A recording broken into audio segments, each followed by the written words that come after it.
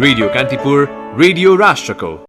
COVID-19 को तेस्रो लहर छिटै आउन सक्ने भन्दै अहिलेदेखि नै तयारी थाल्न विज्ञहरूको जोड। खोप नलाएका र बालबालिका बढी जोखिममा। कोरोना नियन्त्रण र संक्रमितको उपचारका लागि विस्तृत कार्ययोजना ल्याउन सरकारलाई सर्वोच्चको आदेश। कोभिड-19 को उपचारमा रेमडेसिभिर उपयुक्त नभएको ठहर विश्व स्वास्थ्य संगठनले गरे पनि व्यापक प्रयोग। कर नघटाउँदा इन्धन झनै महँगो। 1 वर्ष 15 रुपियाँ बढाइएको कर बजेटबाट घटाउन विज्ञको सुझाव। भारतमा चक्रवात आदिका कारण जनजीवन प्रभावित। 1,50,000लाई सुरक्षित स्थानमा सारियो।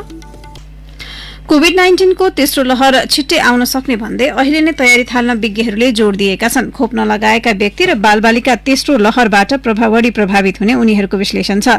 कान्ति बाल अस्पतालका निर्देशक एवं वरिष्ठ बाल रोग विशेषज्ञ डाक्टर आरपी बिच्छाले छिमेकी मुलुक भारत लगायत विश्वभरका तथ्याङ्क हेर्दा अक्टोबर नोभेम्बरमा कोभिडको तेस्रो लहर आउने निश्चित प्राय रहेको बताउनुभयो। उहाँले भन्नुभयो, पहिलो लहरमा बुढापाका र दोस्रो लहरमा युवा बढी प्रभावित भए जस्तै तेस्रो लहरले बालबालिकालाई बढी जोखिममा पर्ने अनुमान छ। कोभिडको पहिलो लहरमा संक्रमित मध्ये बालबालिका 2% भन्दा कम थिए। हालको दोस्रो लहरमा कुल संक्रमितमा बालबालिकाको हिस्सा करिब 10% छ। स्वास्थ्य मन्त्रालयका सहप्रवक्ता डाक्टर समीर कुमार अधिकारीले समेत कोभिडले तेस्रो लहर आउन सक्ने र यसले बालबालिका लगायत खोप नलगाएकाहरू बढी जोखिममा पर्न सक्ने बताउनुभयो। दोस्रो लहर कम भएर सामान्यतर्फ जान थालेपछि स्कूल खुल्ने भएकाले संक्रमणको समस्या निम्तिने उहाँको भनाइ छ। डाक्टर अधिकारीले भन्नुभयो, राजनैतिक सामाजिक र आर्थिक लगायत सबै क्षेत्रले संयमता तोडेर दोस्रो लहर ल्याउन सघाए तेस्रो लहर चाँडै फैलन्छ। अत्यन्त जोखिमपूर्ण स्थिति आउन सक्छ। बालबालिकाका लागि खोप समेत नभएकाले स्वास्थ्यमा जनशक्ति लगायत पूर्वाधार व्यवस्थापन तत्काल गर्नुपर्ने उहाँले जोड दिनुभएको छ। कोरोना भाइरसले सहजै रूप परिवर्तन गरिरहेकाले तेस्रो लहरमा बालबालिकालाई तीव्र गतिमा समस्या पार्ने डाक्टर बिच्छाको अनुमान छ। उहाँले भन्नुभयो, हालसम्म बालबालिकाका लागि कुनै खोप छैन। अमेरिकामा फाइजरको खोप 12 देखि 15 वर्ष उमेरसम्मका लागि शुरू भयो, तर त्यो तत्काल यहाँ आउने सम्भावना देखिँदैन। बच्चाको खोप छिट्टै नआउने भएकाले तेस्रो लहरमा उनीहरू नै सर्वाधिक पीडित हुने आकलन हो। भारतमा बायोटेकको कोभ्याक्सिन खोप 2 देखि 18 वर्ष उमेर समूहमा क्लिनिकल ट्रायल चलिरहेको छ। Drugs controller general of India DCGI ले 2 देखि 18 वर्षसम्मको उमेर समूहमा कोभ्याक्सिनको दोस्रो र तेस्रो चरणको क्लिनिकल ट्रायलको मञ्जुरी दिइसकेको छ। बालबालिकाका लागि सुरक्षित र प्रभावकारी खोपको क्लिनिकल ट्रायलमा नेपाल सहभागी हुन सके बेलैमा खोप आउन सक्ने विज्ञहरू बताउँछन्। बालबालिकाको खोप परीक्षणको परिणाम आउनेमा अक्टोबरसम्म लाग्न सक्ने डाक्टर बिच्छाले बताउनुभयो। उहाँले भन्नुभयो, बच्चामा संक्रमणको विस्तार रोक्न अबको समय अत्यधिक उपयोग गर्नुपर्छ। सीमावर्ती भारतीय राज्य उत्तर प्रदेशका मुख्यमन्त्री योगी आदित्यनाथले कोभिडको तेस्रो लहरसँग जुझ्ने तयारी गरिरहेको बताउनु भएको छ। मुख्यमन्त्री आदित्यनाथका मिडिया सल्लाहकार मृत्युञ्जय कुमारले कान्तिपुरसँग भन्नुभयो, तेस्रो लहरको निशानामा बालबालिका पर्ने भएकाले त्यसैमा केन्द्रित भएर प्रदेश सरकारले तयारी थालेको छ। उत्तर प्रदेशका सबै 75 जिल्लामा बालबालिकाका लागि आईसीयू तयार गर्न निर्देशन दिइसकिएको छ। कोरोना महामारी नियन्त्रण र संक्रमितको उपचारका लागि विस्तृत कार्ययोजना बनाउन सर्वोच्च अदालतले सरकारका नाममा आदेश जारी गरेको छ। अधिवक्ता मनिष कुमार श्रेष्ठ लगायतले दर्ता गरेको निवेदनमाथि प्रारम्भिक सुनवाई गर्दै सर्वोच्चले कार्ययोजनामा केही विषयवस्तु अनिवार्य रूपमा समेट्न आदेश दिएको हो। आदेशमा भनिएको छ, आदेश प्राप्त भएको मितिले 7 दिनभित्र सम्बन्धित सरकारवालाहरूसँग समन्वय गरी कोरोना महामारी नियन्त्रण र उपचार सम्बन्धी विस्तृत कार्ययोजना बनाउने। न्यायाधीश नवकुल सुवेदीको इजलासले सो कार्ययोजनामा अक्सिजन, औषधि र बेड अभावमा संक्रमितले अस्पतालमा भर्ना नपाउने अवस्था आउने नदिने सुनिश्चित हुनुपर्ने उल्याएको छ। अक्सिजन र उपचार अभावमा संक्रमितको मृत्यु हुने अवस्था भएको भन्दै सर्वोच्चले कार्ययोजनामा त्यसलाई रोक्ने काम गर्न भनेको छ। गम्भीर संक्रमितलाई आईसीयू र भेन्टिलेटर व्यवस्थाका लागि समन्वय गर्न तत्काल सम्बोधन गर्ने टोली गठन सम्बन्धी व्यवस्था पनि कार्ययोजनामा समेट्न निर्देशन दिएको छ। सबै संक्रमितको उपचारमा सहज र समान पहुँच हुनुपर्ने भन्दै सर्वोच्चले प्रदेश र स्थानीय तहमा पनि उपचारको पूर्वाधार सहित आवश्यक व्यवस्था गर्न आदेश दिएको छ। पहिलो खोप लगाएको निश्चित अवधि पुगेपछि दोस्रो चरणको खोप लगाउन पाउने सुनिश्चितता गर्न पनि भनिएको छ। विश्व स्वास्थ्य संगठन WHO ले करिब 6 महिना अघि नै कोभिड-19 को उपचारमा रेमडेसिभिर उपयुक्त नठहरिएको स्पष्ट गरे पनि यसको हारालोच भइरहेको छ। सहजै उपलब्ध नहुने यो खोप चिकित्सकले सिफारिस गरेपछि ज्यान जोगाउने आशमा बिरामीका आफन्तले महँगो मूल्यमा किनेका छन्।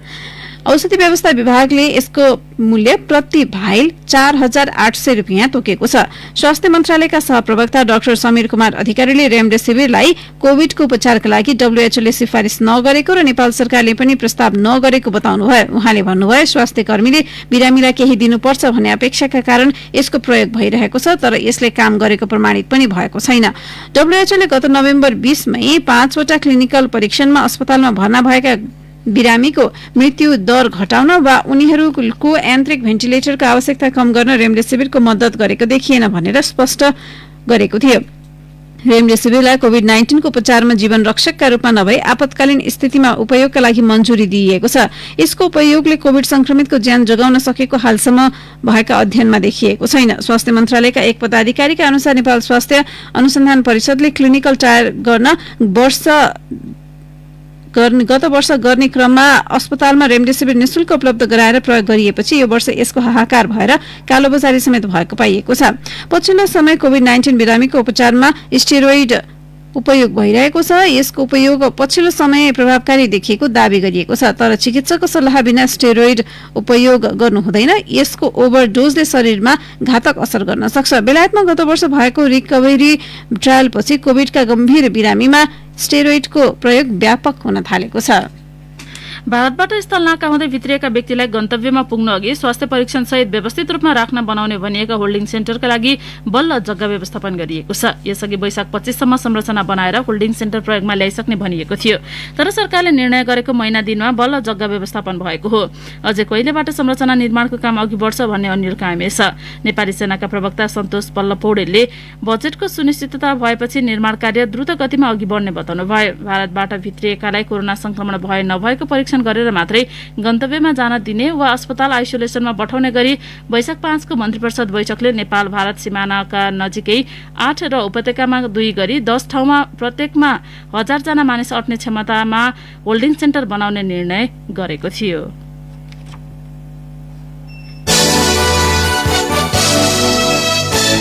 कोरोना महामारीका कारण राजधानीमै अक्सिजन अभावले संक्रमितको मृत्युका घटना बढेपछि अमेरिका लगायतका विभिन्न मुलुकका नागरिक आफ्ना कूटनीतिक नियोग मार्फत स्वदेश फर्किन थालेका छन्। नेपाल सरकारले लगाएको निषेधाज्ञाका कारण काठमाडौँसँगै देशका विभिन्न भागमा अलपत्र परेका अमेरिकी र युरोपियन मुलुकका 254 जना नागरिक आइतबार राति कतार एयरवेजको विमानबाट स्वदेश फर्किए। निषेधाज्ञाका कारण अन्तर्राष्ट्रिय उडानमा रोक लगाइएको 9औं दिनमा अमेरिका र युरोपका लागि भएको यो पहिलो रिपार्टेसन स्वदेश फिर्ती उडान पहिलो हो।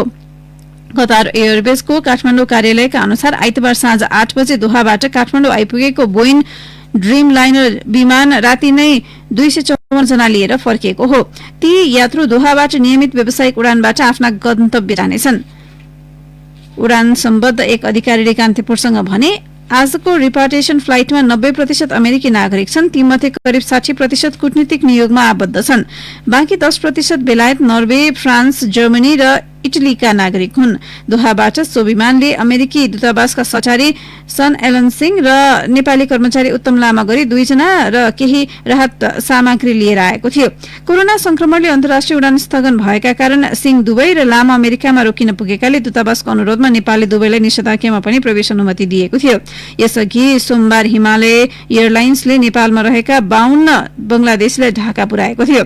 महामारी बढेपछि अमेरिका लगायत विभिन्न मुलुकका नागरिक आफ्ना कूटनीतिक नियोग मार्फत नेपालबाट स्वदेश फर्कन चाहिरहेका छन्। नेपालमा पर्यटक ल्याउने टर्किस र कतारले बुकिङमा चाप भएकाले थप उद्धार उडानका लागि अनुमति मागेको नागरिक उड्डयन प्राधिकरणले उडान अनुमति शाखाका उपप्रबन्धक ज्ञानेन्द्र भुलले बताउनुभयो। रामेछापको ग्रामीण भेगमा कोरोनासँग मिल्दो लक्षणले सयौं बिरामी परेका छन्। रुगाखोकी, उच्च ज्वरो र जिउ दुख्ने समस्या भएका बिरामी घरै पछि छन्। स्वास्थ्य कार्यालय प्रमुख जितेन्द्र कणले जिल्लाका अधिकांश भागमा कोभिडसँग मिल्दो लक्षणका बिरामी धेरै रहेको जानकारी दिनुभयो। स्वास्थ्य कर्मी र स्थानीयले यसबारे जिल्ला स्वास्थ्यमा जानकारी गराए पनि शंकास्पद बिरामीको परीक्षण र उपचार गर्न सकिएको छैन। जिल्लामा पीसीआर परीक्षणको सुविधा छैन। त्यहाँबाट धुलीखेल, सिन्धुली र दोलखामा पठाएका सबको रिपोर्ट 3 दिनपछि आउने गरेको छ। स्वाब परीक्षणका लागि दिएका शंकास्पद पनि नतिजा नआउँदासम्म सुरक्षित स्थानमा नबस्ने भएकाले संक्रमण फैलने जोखिम बढेको छ। कणले भन्नुभयो संक्रमितहरू नै आइसोलेसनबाट भागेको गुनासो आउन थालेको छ, सुरक्षित राख्नै सकिएको छैन। कणका अनुसार जिल्लामा हाल 335 जना सक्रिय संक्रमित छन्। 2 जनाको उपचारका क्रममा मृत्यु भइसकेको छ। जिल्ला अस्पतालका शय्या बिरामीले भरिएका छन्। उहाँले भन्नुभयो बिरामी आउने क्रम जारी छ, अब राखेर उपचार गर्ने ठाउँ छैन। जिल्लामा आइसियु र भेन्टिलेटरको सुविधा नभएकाले पनि उपचारमा पूर्ण भर छैन।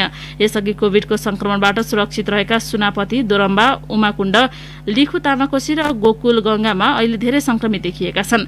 दुरागाउँमा घर घरै ज्वरोका बिरामी रहेको स्थानीय जनार्दन घिमिरेले बताउनुभयो। 2 दिन अघि सोही गाउँका एक संक्रमितको मृत्यु भएको थियो। काठमाडौँबाट गएका व्यक्तिहरूबाट गाउँभर संक्रमण फैलिएको हुन सक्ने स्थानीयको अनुमान छ। कोरोना संक्रमणले थप 214 जनाको मृत्यु भएको छ। स्वास्थ्य तथा जनसंख्या मन्त्रालयका अनुसार संक्रमणले ज्यान गुमाएकाको संख्या 5215 पुगेको छ। हिजो अपराह्न सार्वजनिक विवरण अनुसार देशभर 9247 संक्रमित थपिएका छन्। 21653 जनाको पीसीआर परीक्षणमा 9198 र 434 जनाको एन्टिजेन परीक्षणमा 49 जनामा संक्रमण पुष्टि भएको छ। हालसम्म संक्रमित भएकाको संख्या 4,64,218 पुगेको छ। तीमध्ये 1,13,460 जना सक्रिय संक्रमित छन्। पछिल्लो 24 घण्टामा 5,767 जना संक्रमण मुक्त भएका छन्। सरकारले कोरोना संक्रमण नियन्त्रण र रोकथामका लागि स्वास्थ्य तथा जनसंख्या मन्त्रालयको नेतृत्वमा युनिफाइड कमाण्ड निर्माणको तयारी गरेको छ। विद्यमान कानूनका अप्ठ्यारा फुकाएर स्वास्थ्य मन्त्रालयको कमाण्डमा चल्ने गरी व्यवस्थापन गर्न लागि हो। संसद अधिवेशन सुरु नभएकाले अध्यादेश मार्फत कानूनी अप्ठ्यारा फुकाउने सरकारको योजना छ। यस सम्बन्धमा सोमबारको मन्त्रीपरिषद बैठकमा छलफल भएको र अझै केही विषय टुङ्ग्याउन बाँकी रहेको कानून मन्त्री लीलानाथ श्रेष्ठले जानकारी दिनुभयो। स्रोतका अनुसार युनिफाइड कमाण्डको अवधारणामा अब कोरोना नियन्त्रण सम्बन्धी सबै कामको नेतृत्व स्वास्थ्य मन्त्रालयले गर्ने र अन्य मन्त्रालयले उसलाई सहयोग र समन्वय मात्र गर्नेछन्।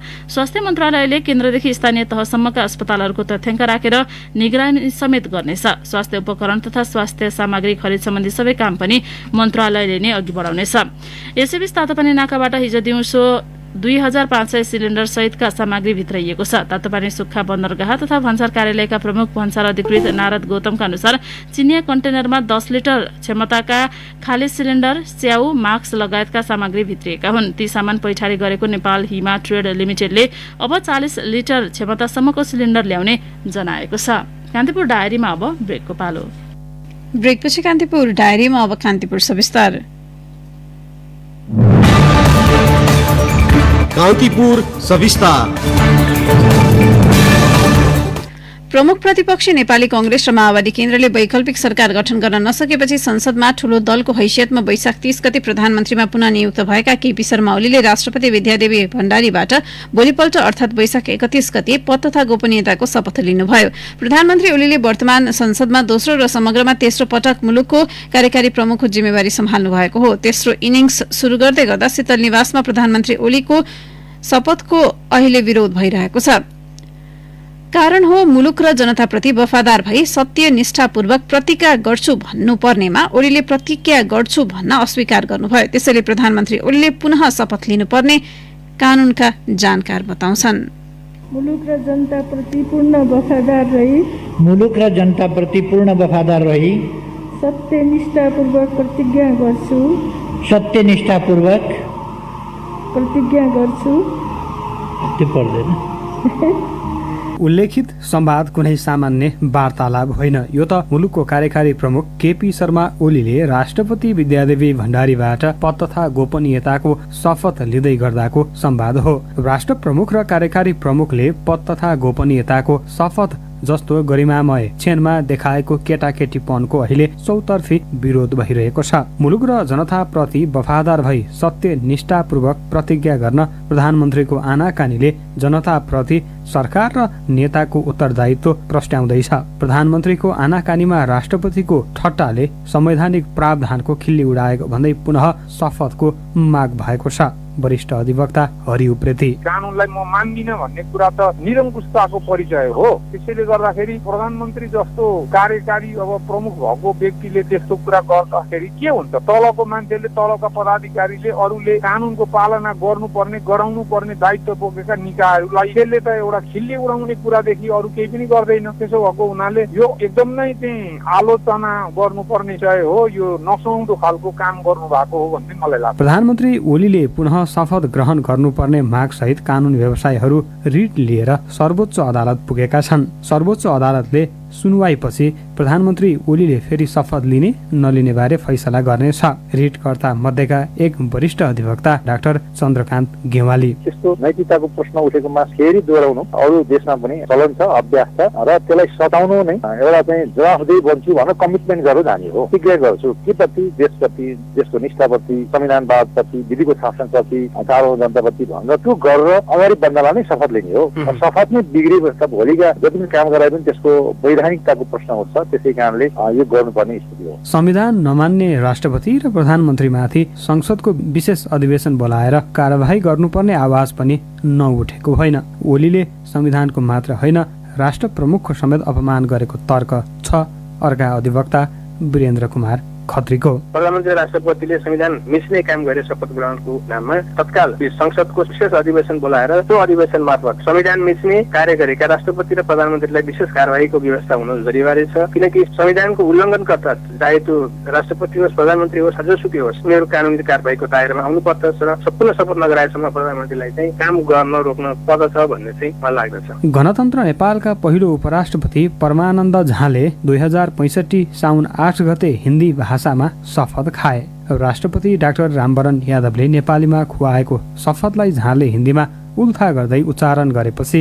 सर्वोच्च अदालतमा रिट पर्यो। सर्वोच्चले नेपालीमा शपथ लिए मात्रै पद क्रियाशील हुने भनेर फैसला सुनाएपछि झाले 5 महिनापछि पुनः शपथ लिएको नजिर हामीसँग ताजै छ। पार्टीभित्र जारी युद्ध अन्त्यका साथै कोरोना महामारी नियन्त्रणमा प्रभावकारी ढंगले काम गर्नुपर्ने चुनौतीको सामना गरिरहेका प्रधानमन्त्री ओलीको तेस्रो कार्यकालमा शपथ ग्रहण अर्को चुनौती थपिएको छ। हरेक कुरालाई विरोधका लागि मात्र विरोध भइरहेको प्रतिक्रिया दिने ओलीले शपथ ग्रहण बारे भने अहिलेसम्म मुख खोलेका छैनन्। शपथ ग्रहण प्रकरणलाई हाँसेर उडाउन त सकिएला, तर यो मुलुकका 2 सर्वोच्च पदाधिकारीले दुवै सर्वोच्च संस्थालाई ठट्टाको विषय बनाएर अपमान गरेको प्रष्टै छ। यसलाई असंवैधानिक र लोकतान्त्रिक आचरणमाथिको आक्रमणका रूपमा पनि बुझ्नुपर्छ।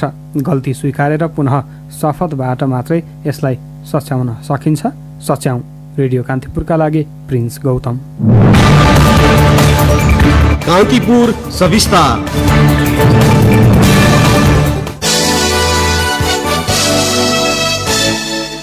इन्डियन ऑयल कर्पोरेसन आइएसीबाट 63 रुपियाँ 49 पैसामा खरिद गरेको पेट्रोल नेपाली उपभोक्ताले 59 रुपियाँ 1 पैसा थप गरेर 123 रुपियाँमा खरिद गर्छन्। त्यस्तै 62.89 रुपियाँमा खरिद भएको डिजेललाई 43.11 रुपियाँ थप गरी 106 रुपियाँमा किन्नुपर्छ।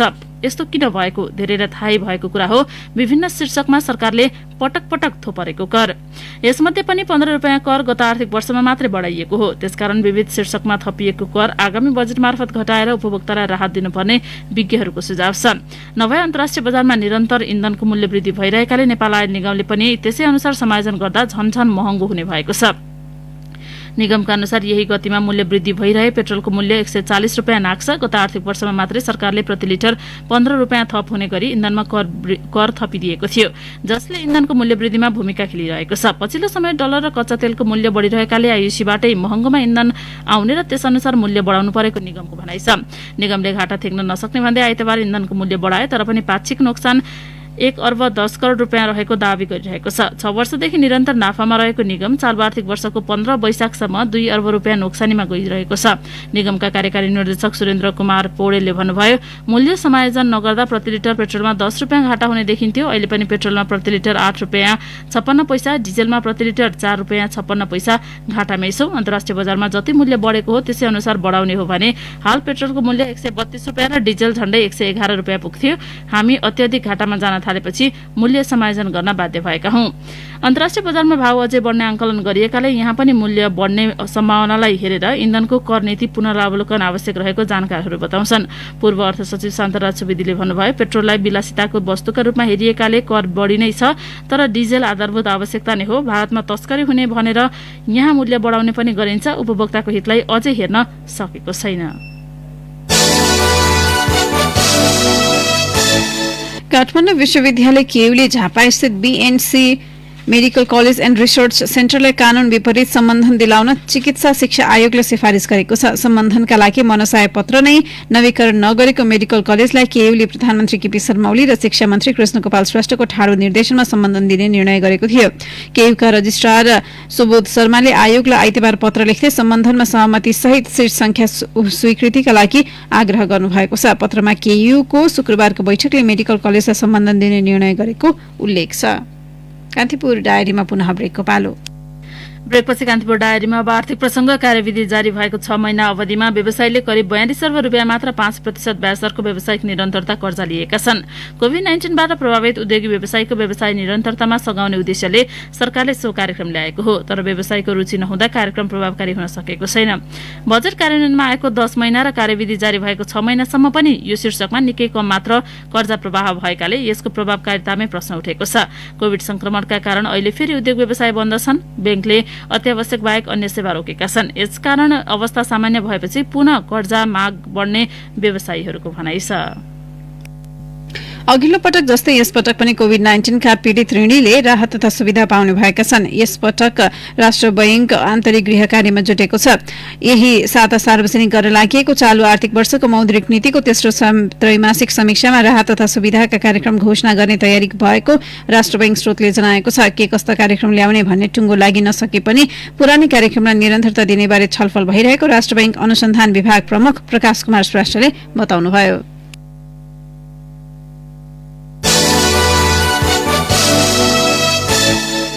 अब अन्तर्राष्ट्रिय प्रसंग। भारतमा कोरोना भाइरस संक्रमितको उपचारमा प्रयोग गर्न नयाँ औषधि विकास गरिएको छ। भारतको औषधि नियामक निकायले 2DG नामक औषधि संक्रमितको उपचारमा प्रयोग गर्न हिजो आपतकालीन अनुमति दिएको हो। भारतीय रक्षा मन्त्री राजनाथ सिंह र स्वास्थ्य मन्त्री डाक्टर हर्षवर्धनले हिजो 2DG अर्थात 2-डिअक्सी डी ग्लुकोज औषधि सार्वजनिक गर्नुभएको हो। औषधि defence research development organisation DRDO ले डाक्टर रेड्डीसँगको सहकार्यमा यो औषधि विकास गरेको हो। डाक्टर रेड्डीज प्रयोगशाला हैदराबाद स्थित औषधि उत्पादक कम्पनी हो। दुलोका रूपमा प्याकेटमा आउने औषधि पानीमा घोलेर खान मिल्ने गरी उत्पादन गरिएको हो।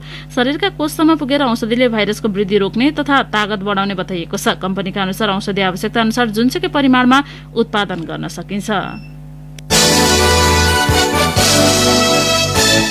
भारतको गुजरातमा आएको तौक्ते आँधीका कारण 1,50,000लाई अन्यत्र सारिएको छ।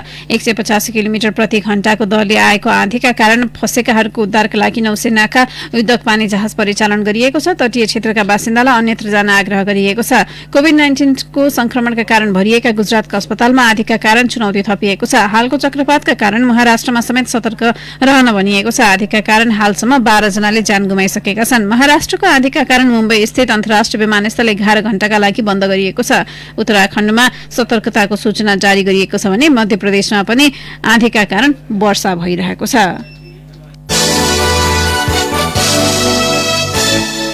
अब एउटा खेल प्रसंग। राष्ट्रिय क्रिकेट टोलीका लेग स्पिनर सन्दीप लामिछानेले कोरोना महामारी विरुद्ध लड्न अभियान शुरू गरेका छन्।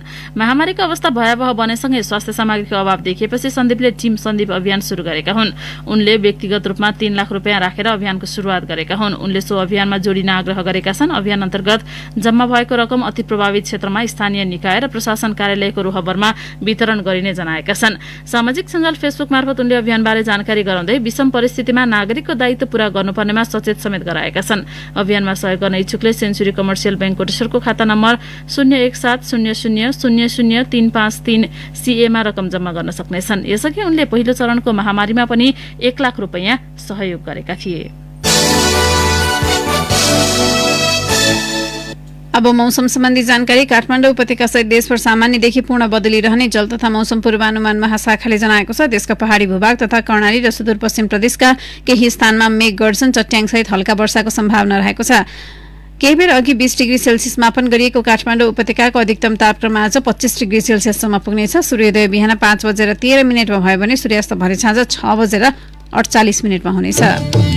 हस्त कान्तिपुर डायरीको बुलेटिन अहिलेलाई यही सकिन्छ। दिवा र प्रतीक्षा बिदा हुन्छौँ। नमस्कार।